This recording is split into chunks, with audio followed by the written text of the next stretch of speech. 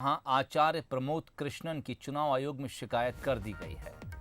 BJP प्रतिनिधिमंडल ने चुनाव आयोग में शिकायत दर्ज कराई है। दरअसल उनका कहना है कि आचार्य ने कैलारस में सीएम शिवराज पर टिप्पणी की है जो विवादित है। बीजेपी ने आचार्य पर वैधानिक कार्रवाई की मांग अपनी शिकायत में रखी है। कांग्रेस पार्टी लगातार बिगाड़ने का प्रयास कर रही है, जनता को भड़काने का प्रयास कर रही है। इसी क्रम में कांग्रेस के समर्थक, उनके नेता आचार्य प्रमोद कृष्णन ने कल कैलारस जिला मुरैना में जिस तरीके का भाषण दिया और उस भाषण में उन्होंने जो त्रेता युग और द्वापर युग और महाभारत के काल में मामाओं की भूमिका के साथ मध्य प्रदेश के लोकप्रिय जनप्रिय नेता आदरणीय शिवराज जी को जोड़ करके जो उन्होंने आपत्तिजनक टिप्पणियां की हैं, ये बर्दाश्त करने योग्य नहीं है। भारतीय जनता पार्टी का कार्यकर्ता उसको बर्दाश्त नहीं करेगा। इन टिप्पणियों के विरोध में हमने निर्वाचन आयोग से मांग की है कि इस पर अंकुश लगना चाहिए। ऐसे लोगों के खिलाफ तत्काल कार्रवाई होनी चाहिए। वो मध्य प्रदेश के शांतिप्रिय माहौल को बिगाड़ना चाहते हैं।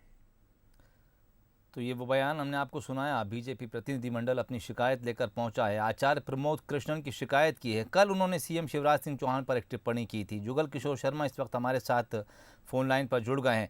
जुगल, और क्या कुछ कहना है बीजेपी का? वैसे देखा जाए तो आजकल निर्वाचन आयोग के पास एक काम और ये बढ़ गया है, कभी इनकी शिकायत कभी उनकी शिकायत।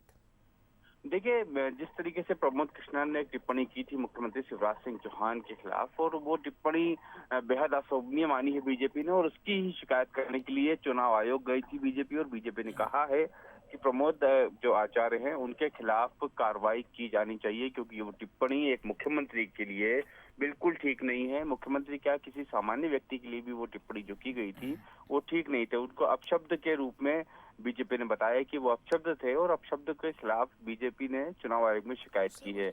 बीजेपी ने ये भी कहा है कि कांग्रेस जो है वो मध्य प्रदेश का माहौल खराब करना चाह रही है, लगातार अशोभनीय टिप्पणियां कर रही है। इसकी शिकायत हो चुकी है, और अब चुनाव आयोग इस पूरे मामले में क्या संज्ञान लेता है ये देखना होगा। लेकिन बीजेपी निश्चित रूप से इस पूरे घटनाक्रम के बाद बेहद नाराज बताई जा रही है।